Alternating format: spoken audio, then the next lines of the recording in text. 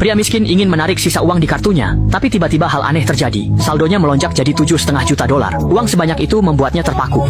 Belum pernah melihat uang sebanyak itu, dia pun bingung dan tak tahu harus apa. Lembaran uang kontan berhamburan layaknya salju. Siapapun yang melihat ini pasti akan beruntung sepanjang tahun. Pria itu buru-buru mengantongi uang lalu segera melarikan diri. Tapi, benarkah keberuntungan datang begitu saja? Saat pria itu pulang, ibu kos menghampirinya. "Banyak paket misterius atas namamu hari ini," katanya. Pria itu segera masuk dan menyalakan lampu, lalu terkejut melihat tumpukan paket menggunung. Ia membuka satu kotak dan sangat kaget melihat isinya. Pistol militer, senapan serbu, peluru penembus baja, dokumen rahasia, serta bahan bom.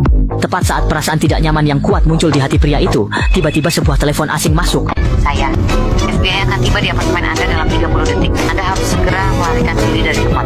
Mendengar hal itu, Xiao Jie pun buru-buru mendekati jendela untuk memastikan. Namun siapa sangka di bawah sama sekali tidak ada satu orang pun, sehingga Xiao Jie mengira lawan bicaranya hanyalah penipu dan langsung memaki-maki orang itu dengan marah. Namun siapa yang bisa memprediksi apa yang akan terjadi selanjutnya? FBI. Xiao Jie ditangkap di TKP.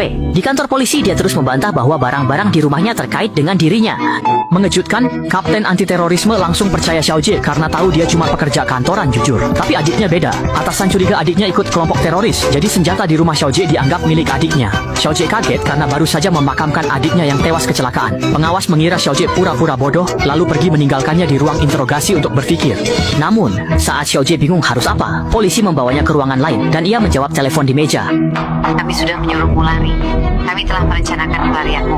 Pergi dan riliskan untuk mereka. Halo, Segera berbaring telentang di lantai. apa sih yang kamu bicarakan?" 4 detik, Jerry.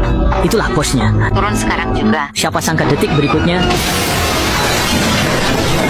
meskipun benturan keras pesawat tidak melukai Xiao Jie, ketika dia berdiri, dia mendapati layar di depannya menampilkan beberapa huruf yang menyuruhnya untuk segera melompat turun. Tak lama kemudian sebelum dia sempat bereaksi, dia langsung didorong jatuh oleh rak besi di sampingnya. Siapa sangka, baru saja Xiao Jie mendarat dengan selamat, sebuah kereta tiba-tiba melaju cepat ke arahnya. Meskipun Xiao Jie berhasil selamat kali ini, sebelum dia sempat menenangkan diri, layar di dekatnya kembali menampilkan perintah yang menyuruh Xiao Jie segera berlari ke arah kereta. Menyadari lawannya sangat hebat, Xiao Jie pun terpaksa naik ke salah satu kereta secara acak. Namun, baru saja ia menemukan tempat duduk, suara dering ponselnya kembali terdengar. "Tetaplah di kereta selama 3 stasiun lagi dan tunggu di bawah peron." Mendengar itu, Xiao Jie turun dari kereta sesuai perintah lalu naik ke mobil. Namun saat duduk, wanita di dalamnya tiba-tiba berteriak padanya. Aku akan membunuhnya. "Bunuh kau demi anakku."